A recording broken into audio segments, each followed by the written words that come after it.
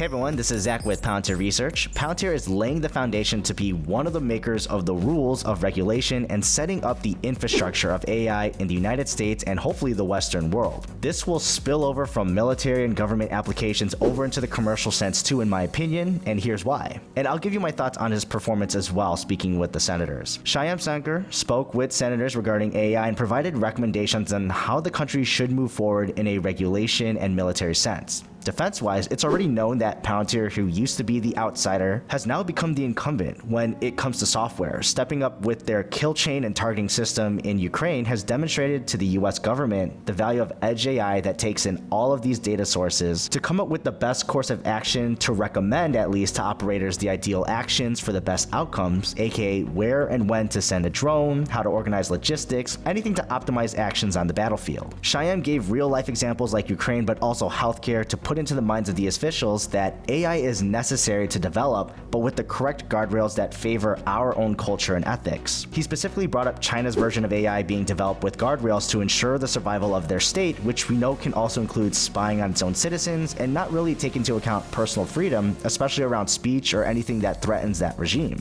Putting that into context, Shyam really painted a picture of urgency for the US, not only to continue development, but accelerate this by a combination of increasing the budget, government taking on development themselves, while also enhancing these with already commercially viable options, all while doing continuous iterations where you deploy it as soon as possible and iterate and repeat. With the speed of technology and the nature of AI trying to learn and improve as new information is there, it makes sense to do this rather than putting so much effort into a quote-unquote final product version, shipping it out, and then doing the same thing after a long period of time. Shyam really wants the US to consider literally learning to swim as you are in the pool and iterating like your life depends on it in the technological sense. He also goes to showcase that Palantir is welcoming starting the process of regulations and noting that it will take effort to reach the applications we desire, and not only putting in the time and energy to do it, but also the guidance of getting it to that point. If you are developing products and services from AI without necessarily knowing where it's going, you might end up in a totally different place that hurts you or puts you behind. I like the example of the airline pilots the senator used to help clarify his understanding of autopilot versus an AI doing everything. That can be an application, but we'd have to develop towards that. Shyam also noticed AI doesn't have to fully replace jobs. It will inevitably also do that,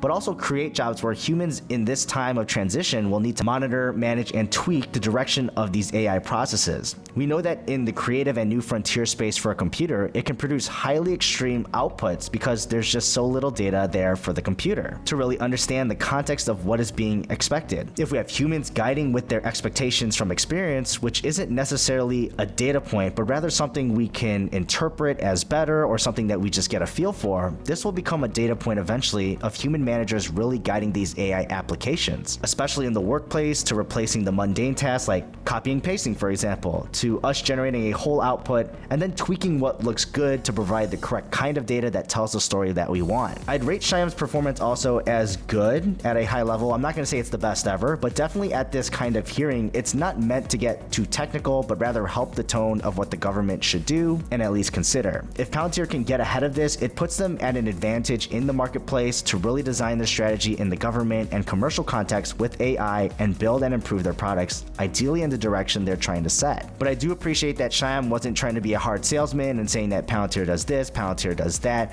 and making it seem like they do everything and that we should just, give them all the contracts. He wasn't overdoing it and at least talked tastefully about Palantir. As an investor, I'm not really worried, honestly, at the military or non-military wise for the government kind of business, because they've gotten this huge moat starting at least to form within the US and US allies, as conflict seems to be raising on both Eastern Europe and near China. In the commercial context, I hope this does give Palantir some advantage, at least in setting up the norms and regulations, and possibly be the system that regulates others, or at least becomes the golden child to follow for other AI technology companies. And I'm not expecting them to be perfect and to make this a monopoly where everyone has to go through them, obviously, but if it ends up being a duopoly, or instead of even just a small number of players like, Microsoft, Amazon, or Google with Palantir, having a seat at the table is probably the most important thing, and I believe the Senate hearing is kind of setting the tone to do that. But thanks for watching Palantir Research. Those are just my thoughts, and I'll see you in the next video.